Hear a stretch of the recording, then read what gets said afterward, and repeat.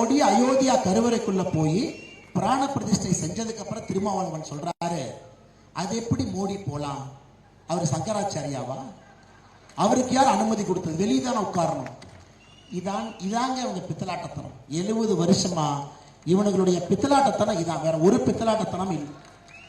பிராமணர்களை திட்டி திட்டி திட்டி திட்டி அவங்க வேலையை செய்ய விடாம அவங்களை குடும்பப்படுத்தி அவர்களை வில்லனை போல சித்தரித்து தமிழக அரசியல் களத்தை மாற்றி விட்டாங்க.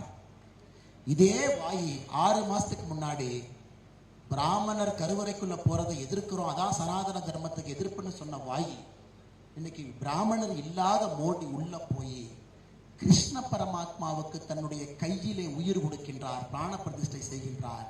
அதை சொல்றாங்க. அது எப்படி மோடி உள்ள போலாம்? அவர் என்ன சங்கராச்சாரியாவா? வெளியே வர சொல்லு ஐயா. இந்த திருட்டு பசங்களை விடவே கூடாது.